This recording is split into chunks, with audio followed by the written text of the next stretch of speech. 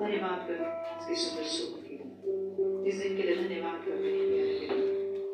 स्वर्गीय पिता, आज हम मिलकर आपके सम्मुख आते हैं।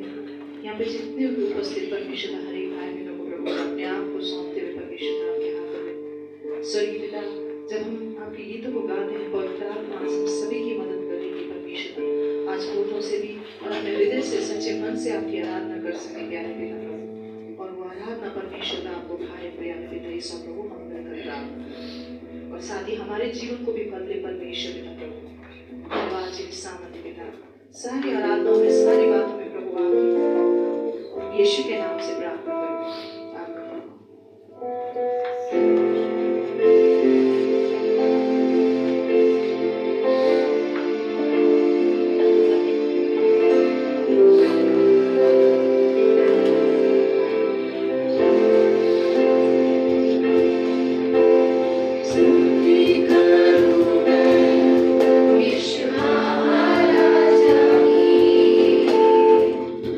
Alleluia.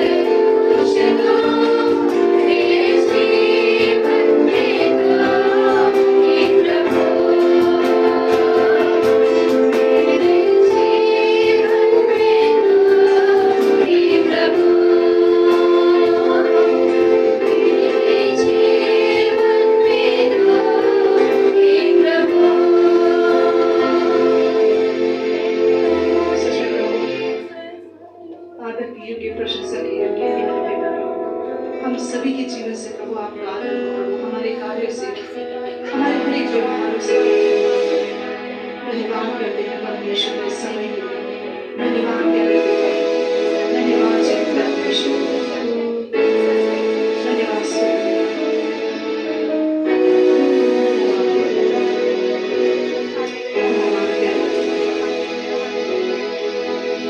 हम सब मिलकर कुछ सुरों से ताली बजाते हुए परमेश्वर की आराधना करें।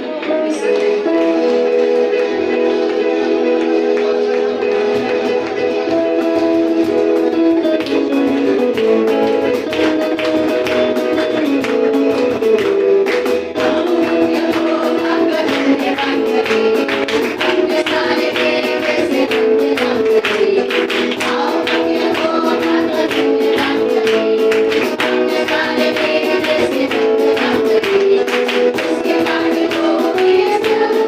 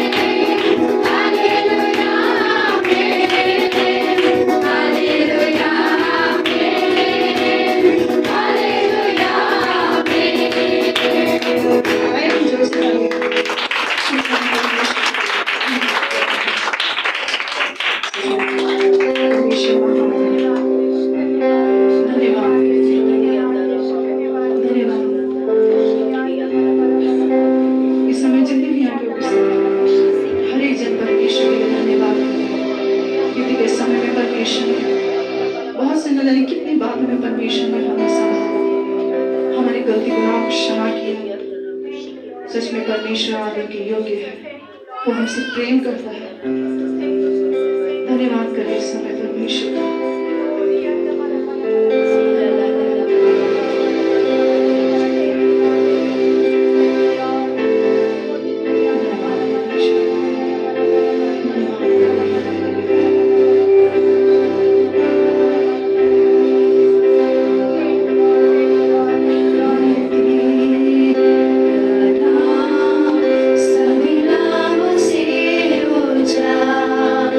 कोई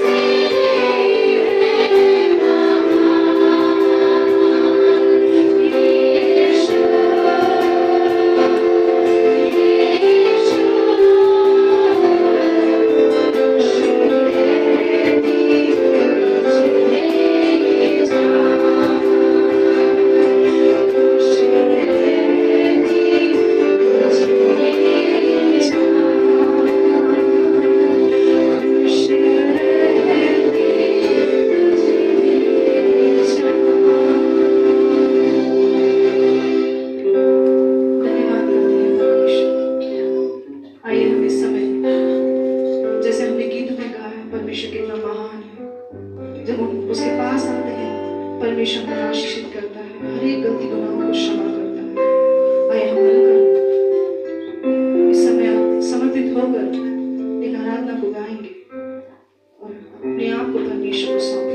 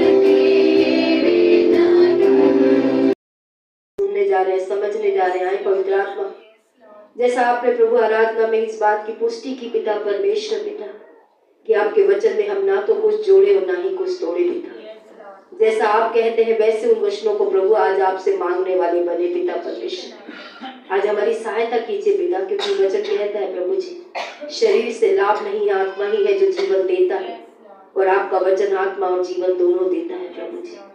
आज इस वचनों के द्वारा प्रार्थना करना हम सभी को सिखाइए पिता परमेश्वर, ताकि हम आपके वचन से प्रभु आज आशीषों को अनुभव करें पिता परमेश्वर, छुटकारे को अनुभव करें पिता, भलाइयों को अनुभव करें पिता परमेश्वर, क्योंकि आपने अपनी प्रतिज्ञाओं को जो बहुमूल्य है प्रभु हमारे लिए रखा है पिता परमेश्वर। और वचन गवाही देता है चाहे प्रतिज्ञा 10 हो या 10,000, प्रभु यीशु मसीह में सब आमीन है पिता परमेश्वर। आज आपकी प्रतिज्ञाओं को हम सभी को प्राप्त करने में मदद और सहायता कीजिए पिता। धन्यवाद के साथ ये विनती प्रार्थना प्रभु यीशु मसीह के नाम से मांगते हैं, आमीन। हम सभी जानते हैं पिछले महीने से हमने इस बात को शुरू किया है जो प्रार्थना के विषय में है। सबसे पहले हमने ये सीखा था कि प्रार्थना ना करना जो है वो पाप है, जिसको हमने 2 हफ्ते। आज वो प्रार्थना करने की आवश्यकता है जो परमेश्वर का वचन कहता है। हमने लास्ट वीक समझा था कि अगर हमें प्रभावशाली प्रार्थना चाहिए तो सबसे पहले हमें परमेश्वर के वचन के अनुसार प्रार्थना करनी चाहिए। अगर आप अपनी सोच के अनुसार प्रार्थना करते हैं तो आपको इस बात का अंदर से ही आश्वासन नहीं होगा जो मैंने मांगा है वो प्रभु देगा या नहीं देगा। लेकिन जब आप परमेश्वर के वचन के अनुसार प्रार्थना करते हैं तो आपको इस बात का अंदर से भरोसा होता है कि परमेश्वर मेरी प्रार्थना का उत्तर देगा। दूसरी बात हमने देखा था, अगर हमें प्रभावशाली प्रार्थना करनी है तो हमें परमेश्वर के वायदों के अनुसार प्रार्थना करने की आवश्यकता है। और प्रार्थना हमें क्यों करने की आवश्यकता है, क्योंकि मैंने लास्ट वीक भी आपसे बताया था कि विश्वासियों के लिए प्रार्थना करना बहुत जरूरी है, क्योंकि विश्वासी ही ये शुरू किया था। तो लास्ट वीक हमने समझा था जो प्रार्थना को इस समय पे मैं चाहूंगी इफिसियों 1 अध्याय उसका 17 से लेकर हम 23 पद पढ़ेंगे। अगर आप में से कोई ऊंची आवाज में पढ़ सकता है तो कृपया पढ़िए। हमारे यहाँ थोड़ा सा इंटरनेट की प्रॉब्लम थी जिस वजह से जो पावर पॉइंट है वो यहाँ पे शायद डिस्प्ले आज ना हो पाए, क्योंकि 2 दिन से हमारे यहाँ इंटरनेट का थोड़ा इश्यू चल रहा है, इसलिए वो पावर पॉइंट हम नहीं बना पाए। तो इफिसियों 1 अध्याय 17 से लेकर 23 पद में आपके बीच में पढ़ने जा रही हूँ।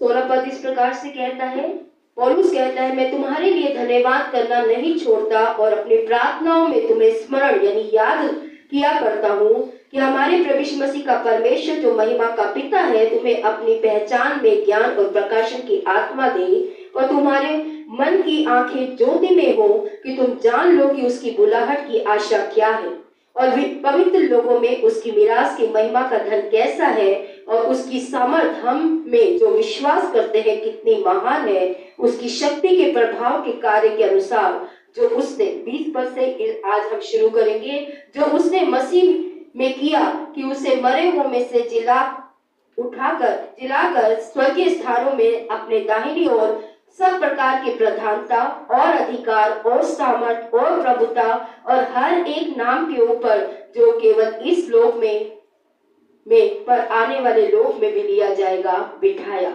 और सब कुछ उसके पांव के तले कर दिया कि उसे सब वस्तुओं का शिरोमणि ठहरा कर कलीसिया को दे दिया। यह उसकी देह है और उसकी परिपूर्णता है जो सब में सब कुछ पूर्ण करता है। इसके सारे पद जो मैं ऊपर समझा चुकी हूँ, अगर आप समझना चाहते हैं तो पिछले हफ्ते का YouTube को आप खोल के उसमें मैसेज में जाकर आप देख सकते हैं, क्योंकि आज प्रभु भोज भी है और समय से मुझे खत्म करना है। मैं पीछे डिटेल में नहीं जाऊंगी और जो हम सीख चुके हैं उसमें हम आगे बढ़ेंगे कि यहाँ पे पौलुस जो है आगे कहता है कि विश्वासी इस बात को देख पाए या इस बात को समझ पाए कि यीशु मसीह को परमेश्वर ने जब उसने पापों पे जय प्राप्त करी अपने जीवन में और पापों के लिए पूरी मानव जाति के लिए जब वो बलिदान हुआ तो उसको परमेश्वर ने सब नामों से ऊंचा नाम देकर उसे स्वर्गीय स्थानों में अपने दाहिनी ओर बिठाया है। और विश्वासियों की आंखें आज इस बात के लिए खुल पाए कि जब वो पाप के जीवन पे परमेश्वर की सहायता से जय प्राप्त करेंगे तो परमेश्वर उन्हें किस अधिकार में लाकर बिठाएगा। ये बहुत जरूरी है कि हम सब की आंखें आज खुले और हम पूरी तरीके से इस बात को समझ पाए कि यीशु मसीह ने इस पृथ्वी पे आके किया क्या है और आज उसके हाथों में कितनी सामर्थ है, वो कितना हर चीज के ऊपर आके बैठा हुआ है और उनके लिए भी जो उस पर विश्वास करते हैं वो उन्हें भी वो इस सामर्थ से भरना चाहता है। लेकिन जब वो विश्वासी पाप का जीवन, जैसे यीशु मसीह ने पाप का जीवन नहीं जीकर परमेश्वर की इच्छा में जीवन जिया।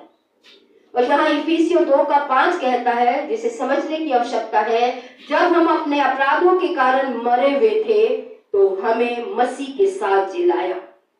हम सभी पाप के जीवन को जीते एक मरी हुई अवस्था में थे, लेकिन यीशु मसीह हमारे जीवन में आया जिसने हमें पाप के जीवन से वापस अपनी ओर बुलाया।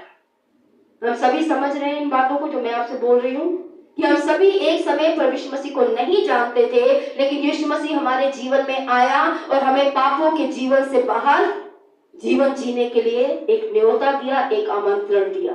और यहाँ लिखा है, अनुग्रह ही से तुम्हारा उद्धार हुआ है और मसीह यीशु ने उसके साथ उठाया भी। जब हम बपतिस्मा लेते हैं तो हम क्या बोलते हैं? हम पापों के जीवन के साथ, कितनों ने बपतिस्मा लिया है? जब हम पानी के अंदर जाते हैं तो क्या सिंबल करता है, क्या ये बात को प्रदर्शित करता है कि हम अपने पाप के जीवन के साथ क्या कर रहे हैं? मर रहे हैं। हम अपने पाप के जीवन को गाड़ रहे हैं, ठीक है। और जब हम वापस उठते हैं, पानी से बाहर निकलते हैं, तो मसीह में एक नए जीवन की चाल को जीने के लिए हम उठते हैं। और यहाँ पे लिखा है कि मसीह यीशु में उसके साथ हमें उठाया है।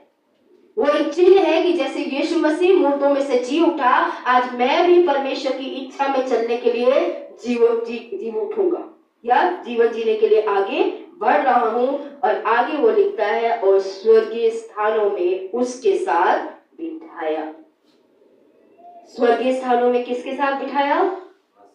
मसीह के साथ। किसने बिठाया?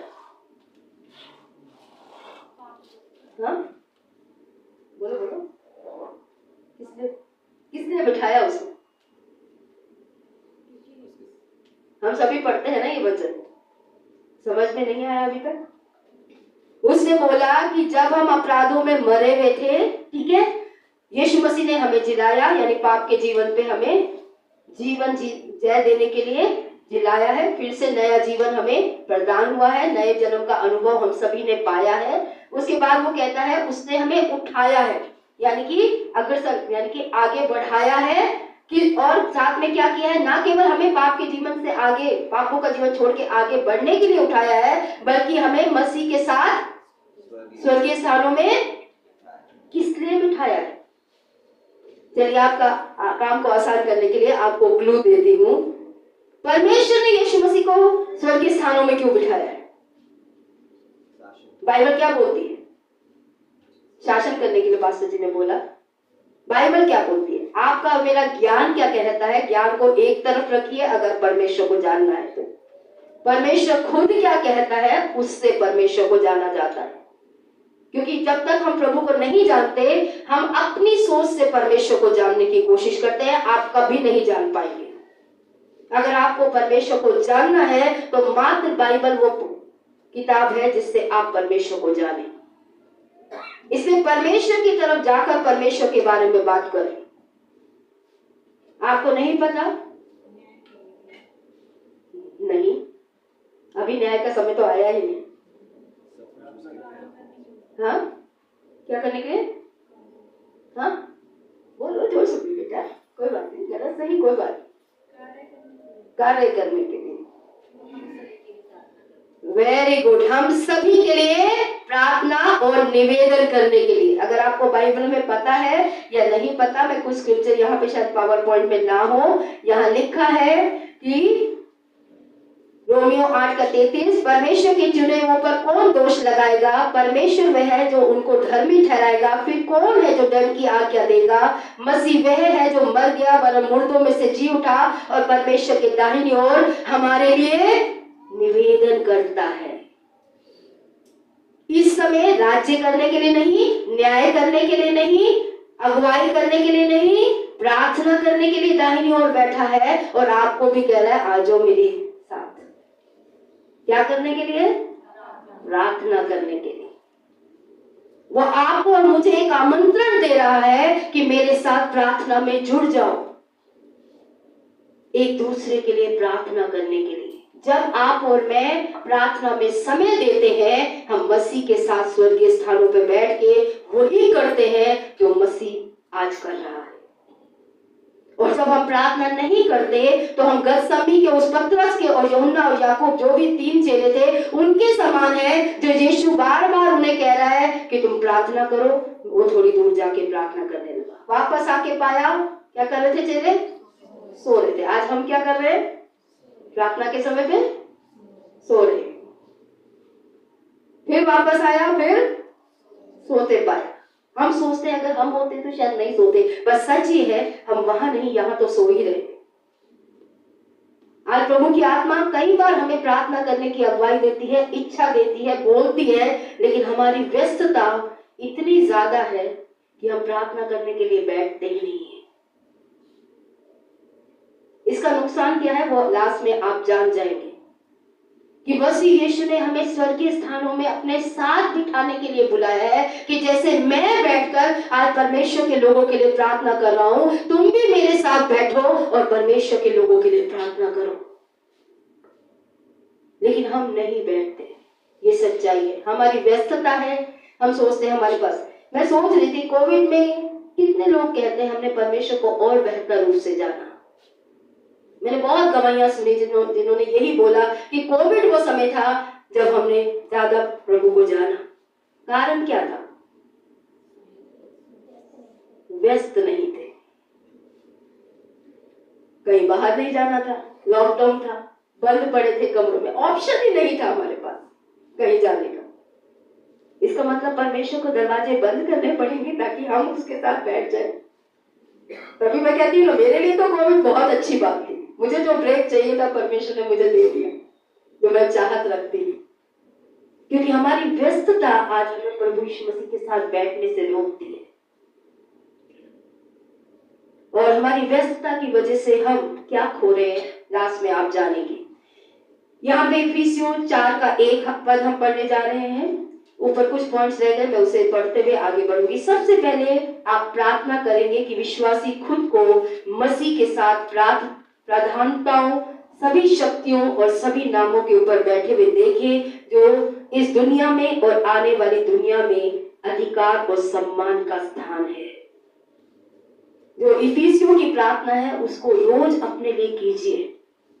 मैंने आपसे कहा, मैंने कब से शुरू की और मैंने अपने जीवन में बहुत क्षेत्रों में परमेश्वर को उस तरीके से देखा है जिस तरीके से मैं पहले नहीं देखती थी। मैं ये नहीं कहूंगी अभी मैं डरती नहीं हूं, लेकिन बहुत हद तक बहुत चीजों पे मैंने जय को प्राप्त किया, क्योंकि मेरी आंखों को परमेश्वर ने खोला और दिखाया कि मसीह जहां विद्यमान है, मसीह ने क्या किया है, मसीह क्या कर सकता है कलीसिया के लिए, वो सारी बातें मुझे समझने में मदद की परमेश्वर ने। और यहाँ पे इफिसियों 4:1 मैं पढ़ने जा रही हूँ, क्योंकि मैं जो प्रभु में बंधवा हूँ तुमसे विनती करता हूँ कि जिस बुलाहट से तुम बुलाए गए हो उसके योग्य चाल चलो, अर्थात सारी दीनता नम्रता सहित धीरज धर के प्रेम से एक दूसरे को सह लो और मेल के बंधन में आत्मा की एकता रखने का प्रयत्न करो।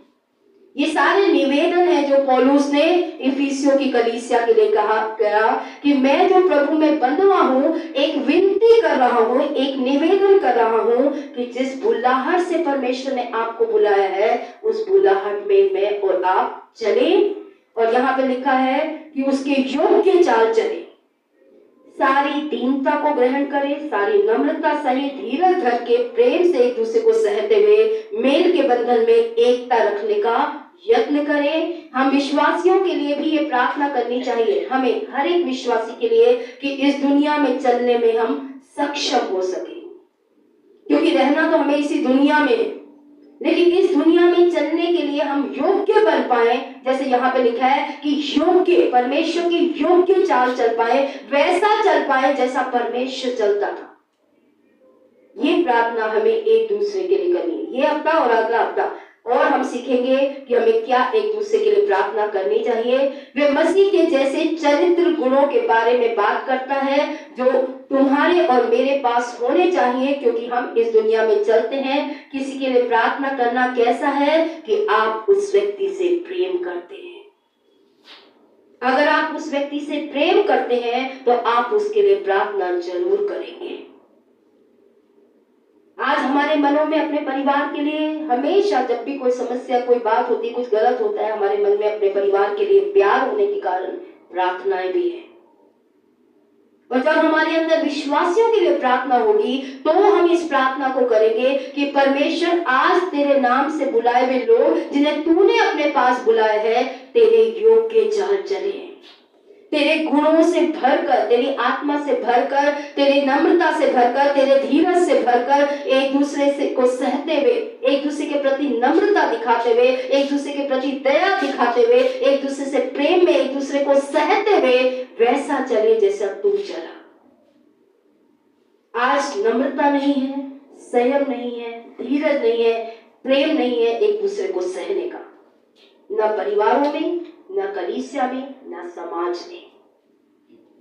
और आज हमें विश्वासियों के लिए ये प्रार्थना करने की आवश्यकता है कि जिस बुलाहट में परमेश्वर ने विश्वासियों को बुलाया है वो उसके योग्य चाल चले। और उस योग्य चाल में क्या बातें होनी चाहिए? दीनता, सारी दीनता, नम्रता और धीरज धर के एक दूसरे को सहना सीखे विश्वासी। आज हमें एक दूसरे को सहने की हमारे अंदर ताकत नहीं है, हम सहना नहीं चाहते। और यहाँ पे लिखा है मेल के बंधन में आत्मा की एकता रखने का प्रयत्न करें,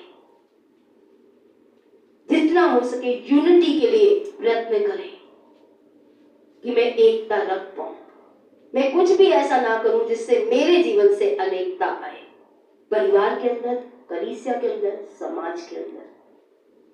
और आगे हम पढ़ते हैं इफिसियों 3:14 पर, इसी कारण उस पिता के सामने मैं घुटने टेकता हूँ जिसने स्वर्ग और पृथ्वी पर हर एक घराने का नाम रखा जाता है, कि वह अपनी महिमा के धन के अनुसार तुम्हें ये दान दे कि तुम उसकी आत्मा में अपने भीतरी मनुष्य तत्व में सामर्थ पाकर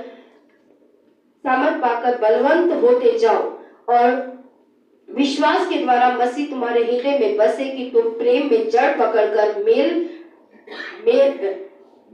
नींव डालकर और सब पवित्र लोगों के साथ भली भांति समझने की शक्ति पाओ कि उसकी चौड़ाई, लंबाई, ऊंचाई और गहराई कितनी है, और मसीह के उस प्रेम को जान सको जो सब ज्ञान से परे है, कि तुम परमेश्वर की सारी परिपूर्णता तक, सारी भलीपूरी तक परिपूर्ण हो जाओ। ये प्रार्थना है जो पौलुस ने दूसरी प्रार्थना करी इफिसियों के लिए, कि आज ये लोग जो परमेश्वर के लोग हैं, परमेश्वर ने जिन्हें अपने राज्य में बुलाया है, ये सारे के सारे, चाहे वो चर्च के सदस्य हो, चाहे वो संडे स्कूल टीचर हो, चाहे वो बच्चे हो, चाहे वो पति हो, चाहे वो पत्नी हो, ये सभी के लिए जो प्रार्थना हमें करने की आवश्यकता है कि ये सारे के सारे परमेश्वर में परफेक्ट लोग बने, परमेश्वर से भर जाए, परमेश्वर की आत्मा से भरा हुआ जीवन जिए जो उसके प्रेम के द्वारा है। और यहाँ लिखा है कि जैसे एक बोतल जो खाली होती है वो खाली नहीं होती, उसमें हवा मौजूद होती है। कोई भी बर्तन जिसे आप खाली देखते हैं वो खाली नहीं, उसमें हवा मौजूद होती है। और जैसे जैसे आप डालते हैं वैसे वैसे हवा क्या आती है, बाहर आती जाती है। इसी तरीके से परमेश्वर की आत्मा और प्रेम विश्वासियों के हृदय में इस तरीके से बसे कि उनका जीवन परमेश्वर से भरा हुआ जीवन हो। परमेश्वर के प्रेम की लंबाई, ऊंचाई, गहराई और चौड़ाई वो जान सके। ये प्रार्थना हमें हर एक विश्वासी के लिए, तभी विश्वासी परमेश्वर में परिपूर्ण बनेगा, परमेश्वर से भरा हुआ जीवन जी पाएगा। संसार से भरा हुआ जीवन, अलमारियों से भरा हुआ, कपड़ों से भरा हुआ, बर्तनों से भरा हुआ जीवन हम सभी के पास में है। आज किसी के घर में कोई कमी नहीं, चीजें इतनी सस्ती हो गई हैं कि हर एक व्यक्ति आज पुराना नहीं, अपना 50 रुपए में, 100 रुपए में भी शनि बाजार, मंगल बाजार से कपड़ों को ला ला के, मार्केटों में जा जाके, सरोजनी नगर इधर उधर जाके आज घरों को भरे पड़ा है।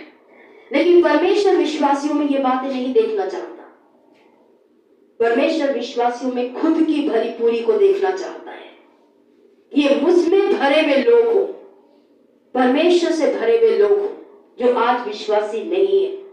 और आगे की ओर हम बढ़ते हैं और इसी बात में इफिसियों 5:2 को पढ़ते हैं। इसलिए प्रिय बालकों की नाई परमेश्वर के सदृश बनो और प्रेम में चलो, जैसे मसीह ने भी तुमसे प्रेम किया, हमारे लिए अपने आप को सुखदायक सुगंध के लिए परमेश्वर के आगे भेंट करके बलिदान कर दिया। यहाँ पौलुस फिर से बोल रहा है कि परिपूर्णता में चली है परमेश्वर की, फिर वो कह रहा है कि ये प्रेम में चले परमेश्वर के लोग। उसकी अगली प्रार्थना को देखिए, वो कह रहा है कि परमेश्वर के लोग प्रेम में चलना सीखे। और आगे की ओर बढ़ते हैं, पौलुस प्रेरित चलने के शब्द का इस्तेमाल बार बार कर रहा है।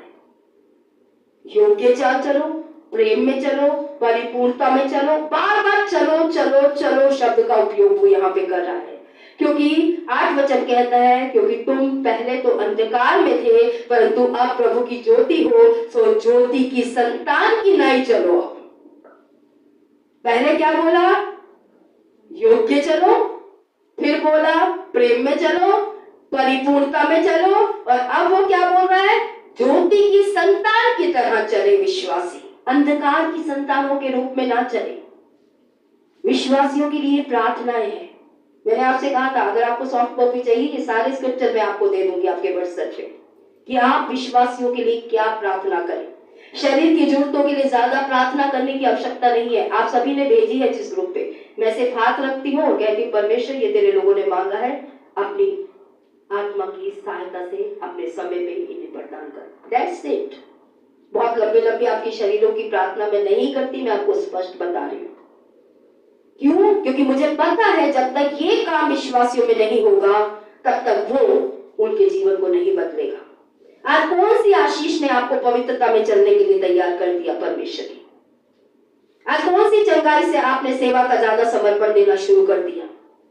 शारीरिक आशीषें आत्मिकता में नहीं बढ़ाती, मैं आज आपको बता रही हूँ। बल्कि जितना हम शारीरिक रूप से आशीषित होते जाते हैं उतना हम आत्मिकता की तरफ से हटते चले जाते हैं, क्योंकि हम सोलितों को आराम के आदती बनते चले जा रहे हैं।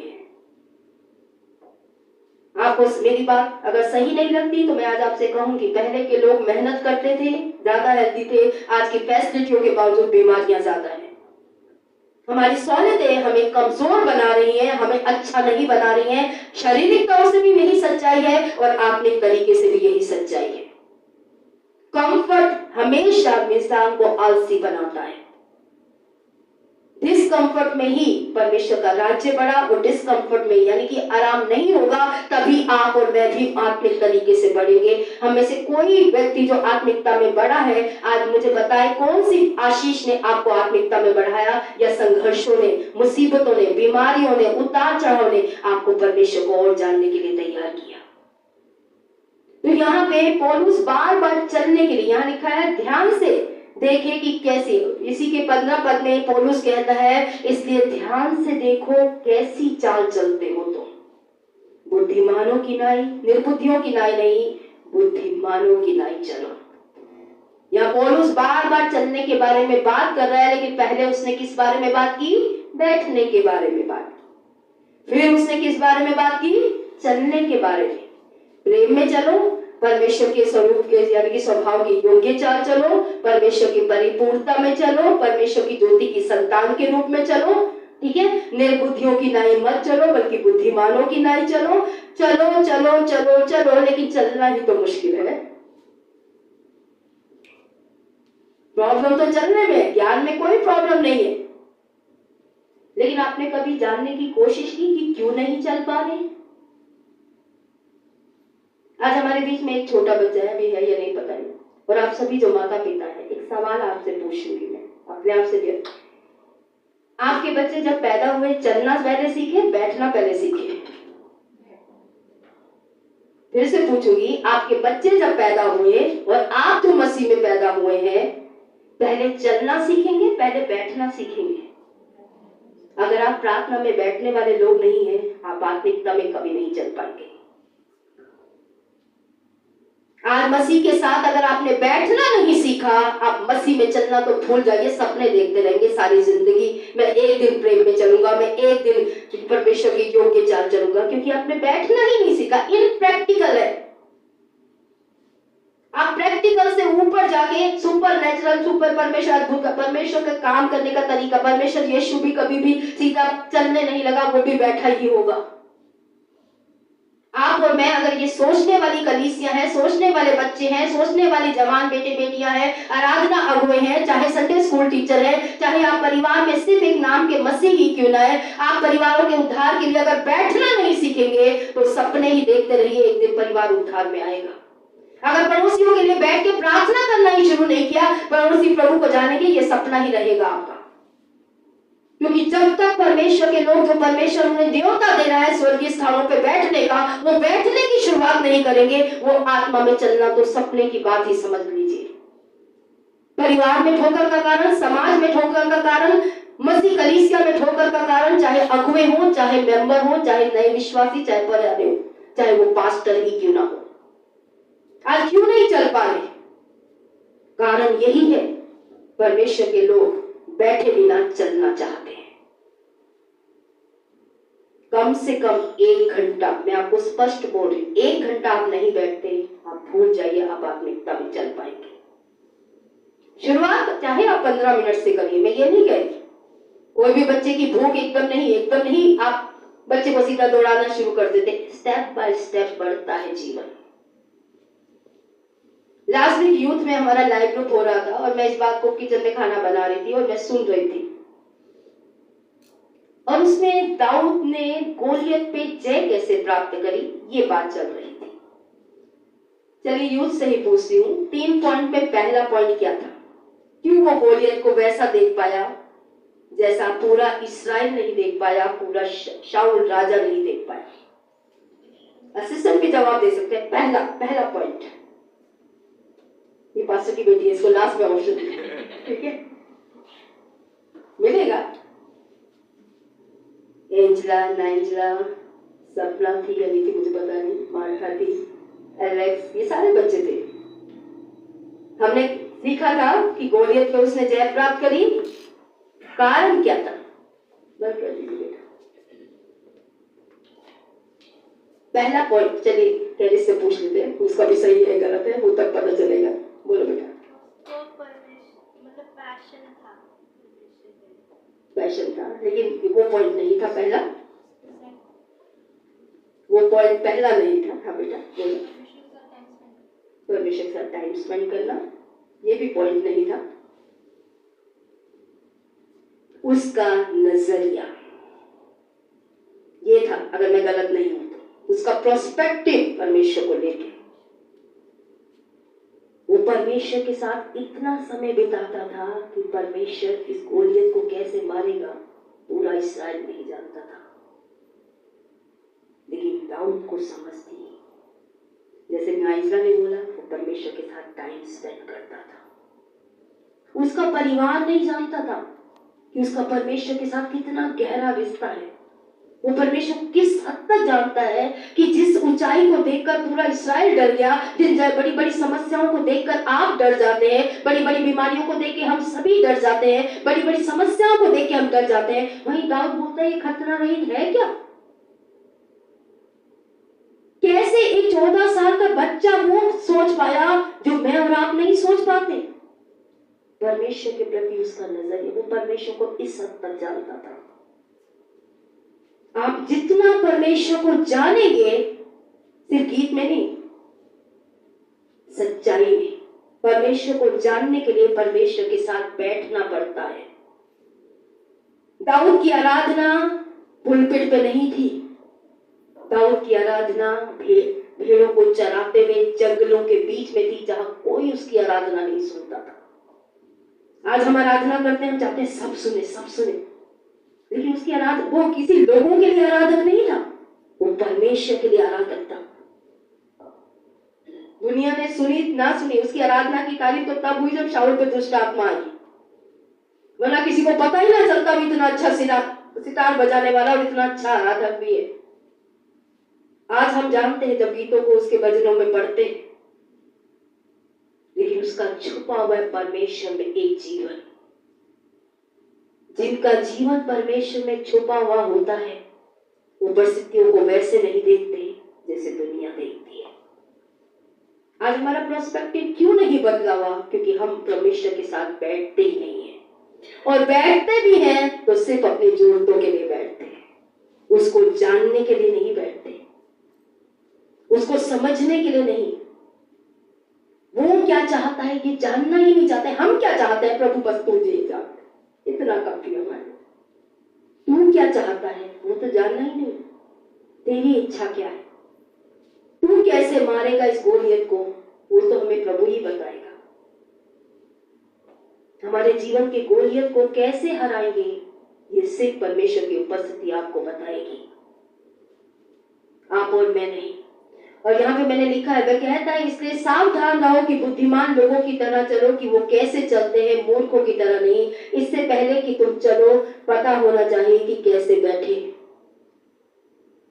चलने के लिए बैठना जरूरी है, बिना बैठे आप चल नहीं पाएंगे, न परमेश्वर की बातों में, न परमेश्वर की इच्छा में, न परमेश्वर की योजना में, न परमेश्वर के प्रेम में, न आत्मा की एकता में, न नम्रता में, न धीरज में, क्योंकि वो आत्मा के फल वो जब उससे जुड़ जाते हैं तो ही प्रोड्यूस कर सकते हैं। यीशु ने कहा जो डाली मुझसे अलग हो जाती है वो फलती नहीं है। डाली को कांस्टेंट जुड़ा रहना पड़ता है। एक 15 मिनट के लिए डाली नहीं जुड़ती पेड़ दाखलता से, कि आप टेम्परेरी जोड़ दीजिए टेप लगा के, मैं देखती हूँ वो कितनी देर फलती है। हम अपनी सोचों में, अपने व्यवहारों में, अपने कामों में डिस्कनेक्ट बहुत जल्दी हो जाते हैं परमेश्वर से। हमारी सोच यही है, पहले हम जब प्रभु में नहीं थे, घंटी बजाई, आरती गाई, जो भी करना था वो किया, उसके बाद बस अपनी दुनिया में मस्त।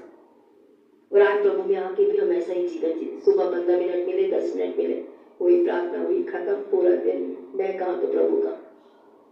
सच्चाई है ना, हमारे विचारों में वो विद्यमान है, ना हमारी सोचों में वो विद्यमान है। हमने क्या पढ़ा, क्या प्रभु ने हमसे बात की, वो सारी बातें तो दूर की बात थी। वो धर्म ग्रंथ था, बड़ा ज्ञान है, इधर रखो, जीवन अपना संसार की तरह ही जियो।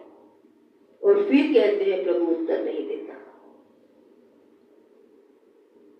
प्रभु का वचन कहता है परमेश्वर का हाथ छोटा नहीं, उसकी आंखें अंधी नहीं, जिसने आंख दी वो आंख देखता है। तो यहाँ पे हम पढ़ेंगे, आप ये सभी विश्वासी, हमें आज हर एक विश्वासी मिलता है जो कहता है मैं प्रभु में चलना चाहता हूँ, मैं प्रभु के प्रकाश में चलना चाहता हूँ, मैं प्रभु के प्रेम में चलना चाहता हूँ, मैं प्रभु की विनम्रता में चलना चाहता हूँ, मैं परमेश्वर की दया में चलना चाहता हूँ। पर चाहे जो भी हो, सच्चाई ये है कि जब तक हम बैठना नहीं सीखेंगे तब तक हम चलना नहीं सीखेंगे। चलना हम सब चाहते हैं, ये मैं परिवार के साथ प्यार से चलूं। कोई नहीं सुबह सोचता मैं अपने परिवार से झगड़ा करूंगा, सोचता है कोई? मैं अपने बच्चों को आज उटपटांग बोलूंगा, कोई सोचता है ऐसा? बच्चे सोचते हैं कि आज हम अपने माँ बाप को उटपटांग बोलेंगे, कोई नहीं सोचता। हर एक चाहता है परिवार में शांति हो, परिवार में प्रेम हो, प्रेम में परिवार एक दूसरे के साथ मिलकर चले, परिवार एक दूसरे को समझे, परिवार एक दूसरे की भलाई करे, परिवार एक दूसरे को सम्मान दे। हम सभी ये चाहते हैं, लेकिन क्या हो रहा है? और अगर क्यों नहीं हो रहा, उसका एंटीडोट है क्या? उसका हल है क्या? प्रभु के साथ बैठना। प्रभु में चलने के लिए प्रभु में बैठना बहुत जरूरी है। इसलिए अपनी दिनचर्या, अपनी व्यस्तता को, इस व्यस्तता में जो हम भागते चले जा रहे हैं, एक दिन से दूसरा दिन, दूसरे दिन से तीसरा दिन, लेकिन जीवन भी वैसा ही है, परिवार भी वैसा है, कलीसिया भी वैसी, सब कुछ वैसा ही चलता चल रहा है और सालों से चल रहा है। अगर बदलाव चाहिए तो बैठना सीखें। जैसे मैंने पिछले साल आपसे कहा था, परमेश्वर ने मुझे बोला बैठने के लिए कि अब तुझे इतना फिजिकल नहीं करना जितना तुझे आज प्रार्थनाओं में बैठकर फिजिकल को होते देखना है। जब तू बैठेगी बाकी सब कुछ मैं करता चला जाऊंगा, और मैं देख रही हूं परमेश्वर कर रहा है। अलग अलग क्षेत्रों से आत्माओं को कलीसिया के द्वारा हिला रहा है। मैं नहीं जा रही कोई सुसमाचार प्रचार करने, क्योंकि मैंने बोला प्रभु में जाओ। परमेश्वर ने बोला मैंने तुझे जाने के लिए बोला ही नहीं, मैं तुझे बैठने के लिए बोला है। तू बैठना शुरू कर। और आज मैं आपसे कलीसिया से कहूंगी, जो आप अपने परिवारों में देखना चाहते हैं, जो अपने रिश्तेदारों में देखना चाहते हैं, जो अपने रिश्तों में, परमेश्वर के साथ बैठना सीखिए। और जो ये वचन है इसके अनुसार प्रार्थना करना शुरू कीजिए, अपने लिए और अपने परिवार के लिए, अपने बच्चों के लिए। जब ये बातें होंगी वो सब कुछ करेंगे जो आप उनमें देखना चाहते हैं। आपका और मेरा समझाना, आपका और मेरा डांटना, आपका और मेरा चुगलियां करना, उनके बारे में शिकायतें करना उन्हें नहीं बदलेगा, जितना हमारा परमेश्वर के वचन के अनुसार प्रार्थना करना उन्हें बदलेगा। आगे भी इसका पॉइंट है, लेकिन यहाँ पे हम रुकेंगे क्योंकि हमें आगे बढ़ना है कई बातों के साथ। तो यहाँ पे पौलुस ने कहा कि वो हमें मसीह में, उसने हमें जिलाया है और आज वो हमें स्वर्गीय स्थानों में अपनी दाहिनी ओर वापस बुला रहा है। आज जहां वो विद्यमान है, आपको और मुझे भी वही प्रार्थना करने के लिए वापस बुला रहा है अपने साथ। क्या आप उसके साथ बैठने के लिए तैयार हैं?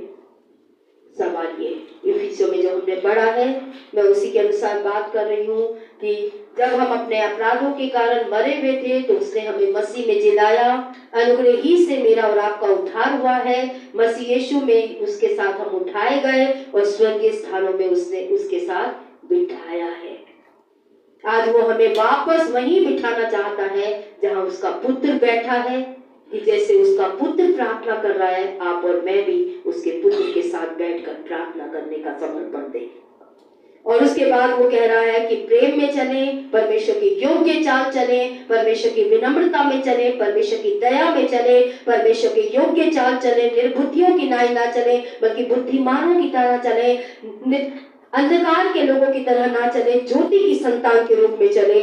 जब आप बैठेंगे तो आप चलना शुरू करेंगे। ये दूसरा स्टेप है, चुनाव आपके और मेरे हाथ में है कि क्या हम बैठने का समर्पण देंगे। हम चलने की इच्छा रखते हैं, लेकिन बिना बैठे कोई बच्चा चलना नहीं सीखा, आप और मैं भी नहीं सीख पाएंगे। और आप में जो बच्चे हैं उन्हें मैं बताना चाहूंगी, जब एक बच्चा पैदा होता है तो पहले बैठना सीखता है, फिर चलना सीखता है। आप अगर प्रभु यीशु मसीह को जान रहे हैं तो बैठना शुरू कीजिए प्रभु यीशु मसीह के साथ। आप बैठना शुरू करेंगे, आप अपने आप को अपने आप 6 महीने में देखेंगे, कई बातों में 3 महीने में, जैसा परमेश्वर की आत्मा आप में और मुझ में काम करेगी, आप अपने आप को प्रेम में चलता हुआ पाएंगे, आप अपने आप को परमेश्वर के योग्य चलता हुआ पाएंगे, आप अपने आप को बुद्धिमानों की नाई चलता पाएंगे, आप अपने आप को ज्योति की संतान के रूप में चलता पाएंगे, आप अपने आप को प्रेम में चलता पाएंगे, आप अपने आप को एकता रखने वाले व्यक्ति के रूप में परिवार में चलता पाएंगे। क्यों? क्योंकि आपने बैठने का चुनाव किया है। चुनाव आपके हाथ में है। भाई से मैं अपनी आंखों को बंद करेंगे, सरों को झुकाएंगे। यीशु ने कहा, क्या तुम एक घड़ी भी मेरे साथ जाग नहीं पाए? और बाइबल के जानने वाले लोग कहते हैं, यीशु कहना चाहता है, क्या तुम 1 घंटा भी मेरे साथ नहीं बैठ सकते? यीशु ने अपने चेलों को कहा, वापस आया, कोई प्रार्थना नहीं कर रहा था। आज भी यीशु ढूंढ रहा है ऐसे लोगों को जो उसके साथ बैठकर प्रार्थना करें, जो परमेश्वर के वायदों के अनुसार प्रार्थना करें, जो परमेश्वर के वचन के अनुसार प्रार्थना करें। क्या आज आप परमेश्वर के साथ बैठने का चुनाव करें, ताकि आप परमेश्वर में चल पाए, जैसा आप भी चलना चाहते हैं, जैसा परमेश्वर भी आपको चलाना चाहता है। ज्योति के संतान की तरह चले, प्रेम करने वाले लोगों की तरह चले, विनम्रता में चले, धीरज में चले, प्रेम में एक दूसरे को सहते हुए हम आगे बढ़े, परमेश्वर की योग्य चाल चले, परमेश्वर की परिपूर्णता से भरे हुए होकर परमेश्वर में चले। अगर आप बैठेंगे तो आप चलेंगे। लेकिन जैसा मैंने कहा, यीशु ने कहा 1 घंटा प्रभु यीशु मसीह के साथ बैठना, उसको जानने के लिए, उसकी आत्मा को अपने जीवन में काम करने देने का अवसर देने के लिए बैठना कि प्रभु आ और मुझ में काम कर। आज इस संसार में चलते चलते हमारा ज्ञान आज करप्टेड है, आज हमारी सोचों में अपवित्रता है, हमारे शब्दों में आज दया और विनम्रता, कोमलता नहीं दिखती। आज हम सब में न्याय करने वाला स्वभाव है, दया करने वाला नहीं है। आज हमने संसार की तरह चलना सीख लिया है संसार में रहकर, लेकिन प्रभु में रहकर चलना के लिए प्रभु में बैठना बहुत जरूरी है। अगर आपका समर्पण आज प्रभु में बैठना है ताकि आप प्रभु में चल भी पाए जैसा आप भी चलना चाहते हैं, तो आप अपने लिए प्रार्थना करने के लिए खड़े हो सकते हैं।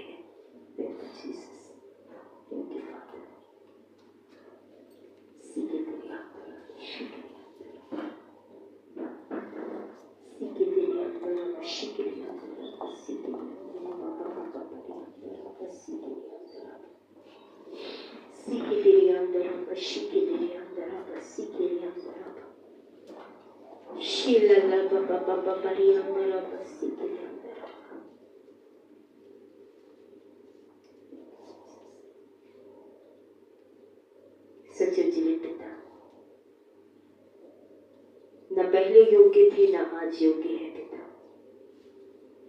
लेकिन धन्यवाद उस भलाई का जो प्रेम की आपने हम सभी पे प्रकट की पिता, और आप ही की दया और आप ही का अनुग्रह है जो आप अपने बच्चों की नाई हमें सिखा रहे हैं पिता, कि हम प्रभु आपके साथ बैठने का अनुग्रह आपसे प्राप्त करें पिता। आज प्रभावशाली प्रार्थनाएं जो आपके वचन के आधार पर है अपने लिए और विश्वासियों के लिए, आज हम करने का समर्पण दें पिता परमेश्वर। आज कलीसिया के और मेरी सहायता कीजिए पिता कि हम आपके साथ बैठने का अनुग्रह आपसे प्राप्त करें पिता। प्रतिदिन की व्यस्तता को एक तरफ हटाकर प्रभु आज अपने दिनचर्या में आपको वो स्थान दे जिसके आप योग्य हैं पिता परमेश्वर, ताकि प्रभु आज हम वो चालें चल पाए जिसकी चलने की आप इच्छा रखते हैं, कि हम में से हर एक व्यक्ति परमेश्वर की योग्य चाल चलने वाला बने पिता। आज हम में से हर एक व्यक्ति परमेश्वर के प्रेम में चलने वाला बने पिता। आज हम में से हर एक व्यक्ति प्रभु परमेश्वर की नम्रता में, दीनता में चले। आज हम में से हर एक व्यक्ति बुद्धिमानों की नाई चल पाए पिता परमेश्वर। आज हम में से हर एक व्यक्ति ज्योति की संतान के रूप में चले पिता परमेश्वर। आज ये सारी इच्छाएं जो हमारी भी है और आपकी भी है पिता, लेकिन आज जो स्वर्गीय स्थानों पे आपने हमें बिठाया है मसीह के साथ पिता, आज हमें उस स्थान को वापस अपने जीवन में लाने में मदद और सहायता कीजिए पिता, ताकि प्रभु जो आज हमारा मन तैयार है, आज हमारा शरीर भी उस समर्पण के लिए आज तैयार हो पिता। ताकि हम आपके साथ बैठना सीखे मेरे पिता परमेश्वर। आज जो जो कारण पिता परमेश्वर, जो जो व्यस्तता पिता, जो जो समय का बर्बाद करने की आदतें हमारे जीवनों में है पिता परमेश्वर, आज उसे हटाने में हमारी मदद और सहायता कीजिए पिता, ताकि प्रभु सर्वप्रथम हम आपको आदर दे पिता और आपके साथ बैठकर वो चाल चल पाए जिसमें हम भी चाहते हैं और आप भी हमें चलाना चाहते हैं पिता। पवित्र आत्मा, आइए हम सभी जो आज समर्पण दे रहे हैं पवित्र प्रभु, आज इन बातों को करने में हमारी मदद और सहायता कीजिए। धन्यवाद के साथ ये प्रार्थना प्रभु यीशु मसीह के नाम से मांगते हैं, आमीन। इस समय ये महीने का पहला इतवार है, हम प्रभु भोज के लिए अपने आप को तैयार करेंगे। इस समय पर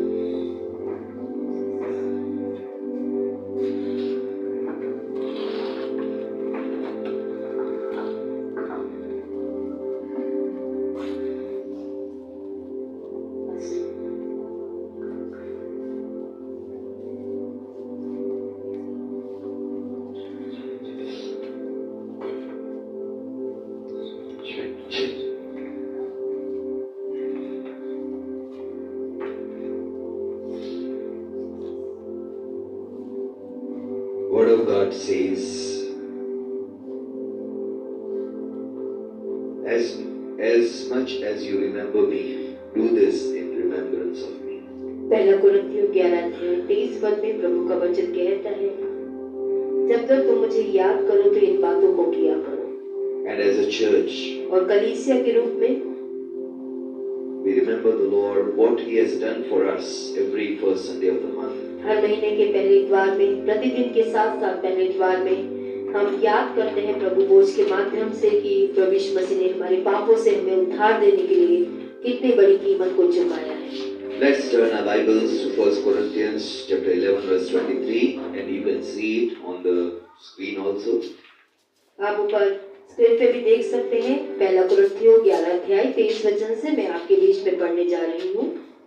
क्योंकि ये बात मुझे प्रभु से पहुंची और मैंने तुम्हें पहुंचा भी दी कि प्रभु यीशु जिस रात पकड़वाया गया, रोटी ली और धन्यवाद करके तोड़ी और कहा, यह मेरी देह है जो तुम्हारे लिए है, मेरे स्मरण के लिए यही किया करो। इसी रीति से उसने बियारी के पीछे कटोरा भी लिया और कहा, यह कटोरा मेरे लहू में नई वाचा है, जब कभी पियो मेरे स्मरण के लिए यही किया करो।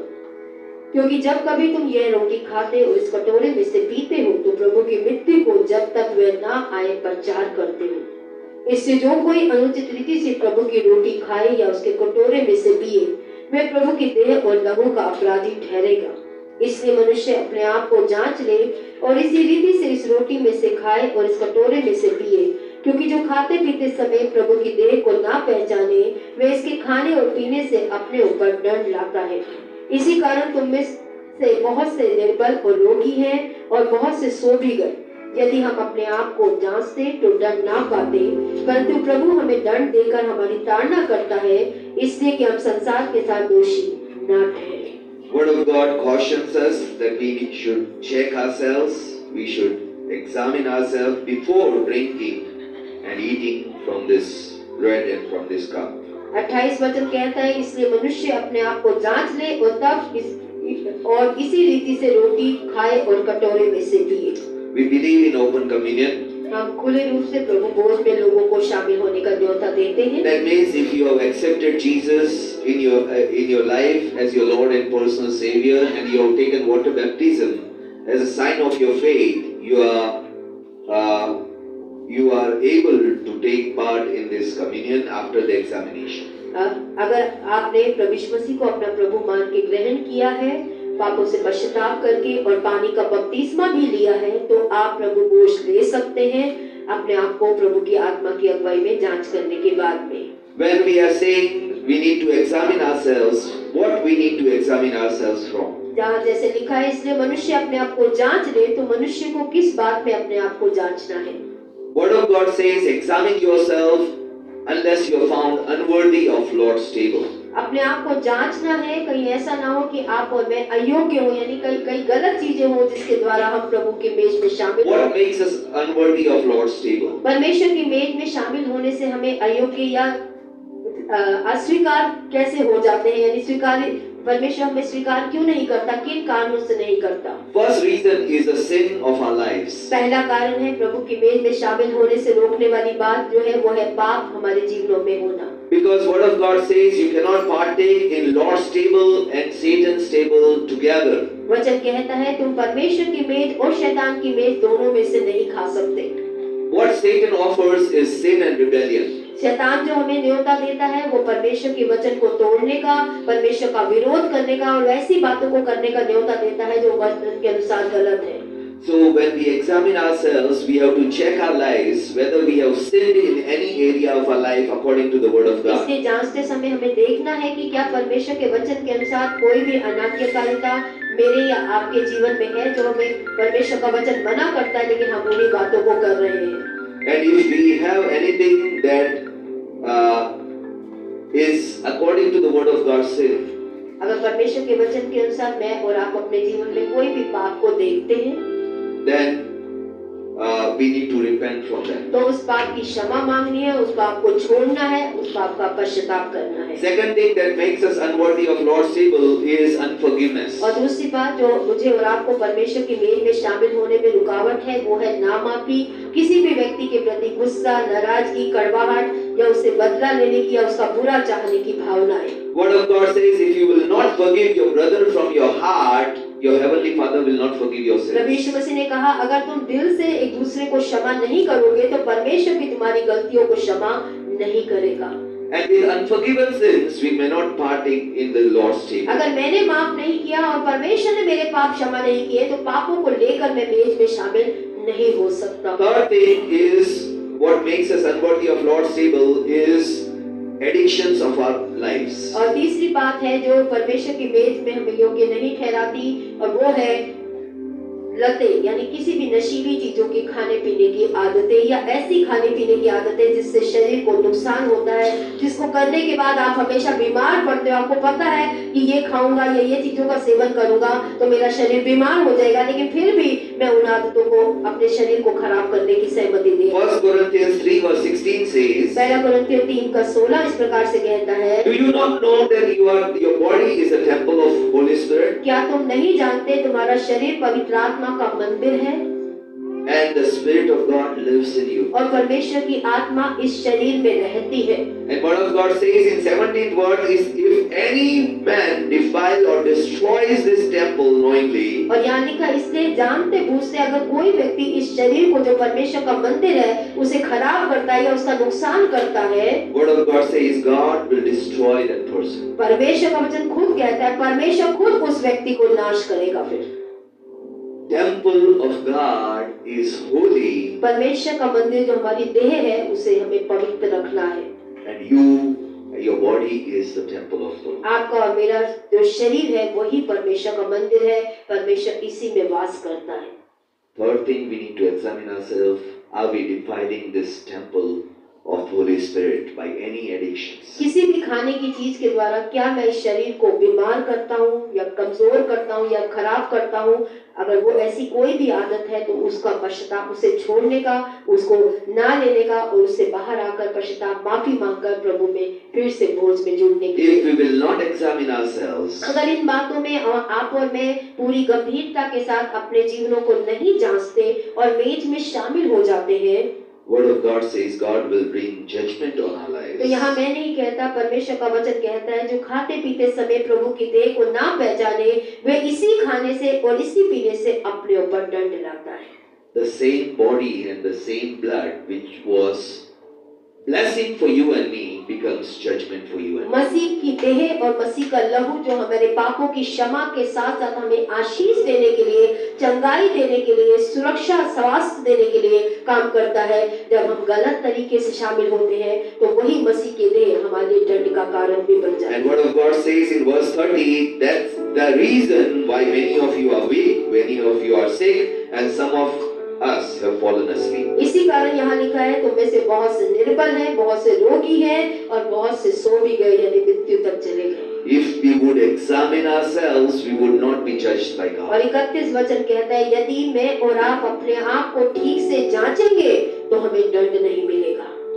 It's time we are taking to examine ourselves. और ये समय हम लेंगे, चाहे आप प्रभु बोध में शामिल होने जा रहे हैं चाहे नहीं होने जा रहे, सभी से निवेदन है अपनी आंखों को बंद करेंगे, अपने सरों को झुकाएंगे और पवित्र आत्मा को अपने जीवन में न्योता दीजिए। जो सत्य का आत्मा है, जो सत्य के मार्ग के बारे में बात करता है, वही मुझे और आपको आज इन तीनों क्षेत्रों के विषय में परमेश्वर की इच्छा को बताने वाला बने। With closed eyes we pray, Holy Spirit come and search my life, आंखों को search my बंद करके heart. पवित्र आत्मा को निमंत्रण दीजिए, आप पवित्र आत्मा मुझे जांच। Is there any sin in my life? क्या मेरे जीवन में कोई पाप है? Show me if there is. अगर है पवित्र आत्मा तो आप प्रकट कीजिए। Remind me of every sin, हर एक पाप जो मेरे जीवन में है, मैं नहीं देख पा रहा, आप देखते हैं, मुझे याद दिलाइए that I may repent from ताकि them. मैं उस गलती को क्षमा प्रभु तेरी मेज में आने से पहले मांग सकूं। Ask the Holy Spirit, Lord, is there any unforgiveness in my life, in my heart towards anyone living or dead? परमेश्वर से पूछिए, पवित्र आत्मा तू आ और बता मुझे, क्या मेरे मन में किसी के लिए नामाफी, कड़वाहट है, गुस्सा, नाराजगी है, चाहे वो जीवित है चाहे वो निर्जीव है, मर चुका है, चाहे वो कलीसिया में है या कलीसिया से बाहर है, विश्वासी है या अविश्वासी है। If God is showing anyone, अगर परमेश्वर हमें कोई भी व्यक्ति दिखाता है, it's time to say, Lord, I choose to forgive that person. तो ये समय है परमेश्वर के सामने बोलने का। परमेश्वर आज मैं मन से उस व्यक्ति को दिल से क्षमा करने का चुनाव For करता हूं। whatever he has or she has done to me. जो भी उस व्यक्ति ने मेरे खिलाफ जाने अनजाने किया है, बीते हुए समय में किया है या आज भी कर रहा है, मैं उसको माफ करने का चुनाव करता हूँ That I may take communion ताकि in मैं right manner. तेरी मेज पे सही रीति से शामिल हो पाऊँ। परमेश्वर, Is there any addiction in our life? क्या कोई लत है हमारे जीवन में, कोई भी खाने पीने की? कई बार हम सोचते हैं सिर्फ नशीली नहीं, कई बार हमारे खाने की आदतों में भी ऐसी चीजें शामिल होती हैं जिसको खाने के बाद में हम बीमार पड़ते हैं। हर बार हम अस्वस्थ हो जाते हैं, लेकिन फिर भी हम उन चीजों को खाना पीना नहीं छोड़ते बीमार पड़ने के बावजूद। Let's check our lives. आइए हम उन खाने पीने की आदतों के विषय में भी अपने शरीर को नुकसान पहुंचाने वाली आदतों को जांचें And say, Lord, I want to give up my addictions. और कहें, परमेश्वर इन खाने पीने की चीजों के प्रति जो मेरी एक लत है प्रभु, आज मैं उसे छोड़ना चाहता हूँ, आप मेरी मदद कीजिए That I may keep your temple holy. ताकि तेरे इस मंदिर को, जो मेरा शरीर है प्रभु, मैं उसे पवित्र रख पाऊँ, उसे स्वस्थ रख पाऊँ। परमेश्वर, David says, is there any wicked thought in my life? Dawood ने कहा, प्रभु अगर मेरे अंदर कोई दुष्टता का कोई गलत विचार भी है परमेश्वर, Show me. तो मुझ पे प्रकट कर। Today let us examine ourselves. आइए हम परमेश्वर की उपस्थिति में अपने आप को जांचें। If God is showing us any sin, any unforgiveness, any addiction, it's time to repent. परमेश्वर कोई पाप, कोई लत, कोई नामाफी दिखाता है, तो आज हम सभी को परमेश्वर उसकी मेज में आने से पहले जांचने का समय दे रहा है, क्षमा करने का, माफी मांगने का, आदतों को छोड़ने का, चुनाव करने का एक मौका प्रभु अनुग्रह में हम सभी को दे रहा है इस समय। Word of God says in 1 John chapter 1 verse 19. परमेश्वर का वचन पहला यूहन्ना उसका पहला अध्याय के 9 पद में कहता है, यदि मनुष्य अपने गुनाहों को माने तो परमेश्वर माफ करने में धर्मी और हमारी सारी शुद्धता से हमें शुद्ध करने में धर्मी और विश्वास योग्य परमेश्वर है। Verse 10 says, if I say I have not sinned, I am a liar. लेकिन वचन ये भी कहता है, अगर मैं कहूँ मेरे जीवन में कोई पाप नहीं है तो मैं झूठा हूँ। परमेश्वर वचन कहता है। Today let's come before the Lord. आइए परमेश्वर के सामने आए। Let's cleanse our lives from every sin, every unforgiveness, every addiction. साफ करें मैं और आप अपने जीवन को पापों से, नामाफियों से, आदतों से जो गलत है हमारे जीवन में। Thank you, Jesus. Thank you, Father God.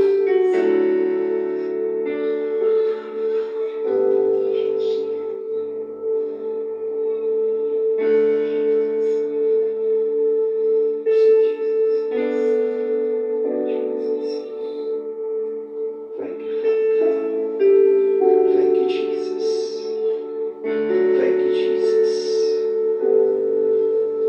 Thank you, Father God. Thank you, Jesus. Let's make ourselves right by forgiveness, by repentance. आइए बापू की क्षमा मांगिए, लोगों को माफ करिए, आदतों को सही करके अपने रिश्ते को परमेश्वर के साथ सही करें, That we may partake in Lord's table in a worthy manner. ताकि सही तरीके से आज अपने प्रभु की मेज में उसकी देह और उसके लहू में शामिल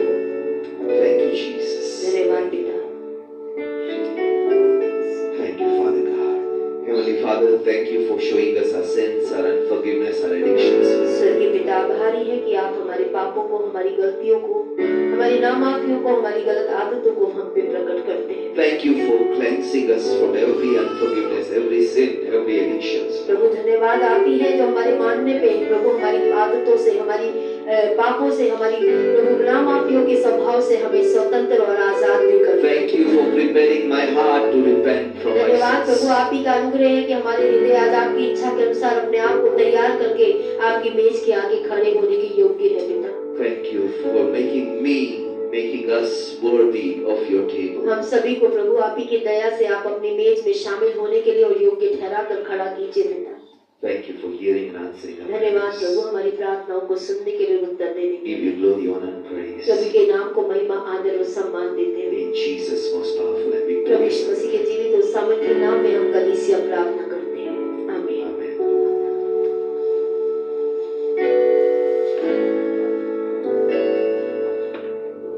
इस समय पास्टर प्रभु बोझ लेके आगे रहेंगे। ऑनलाइन के लिए सभा को हम यहीं पे समाप्त करेंगे। आप सभी जो ऑनलाइन के माध्यम से जुड़े हैं, परमेश्वर आपको आशीष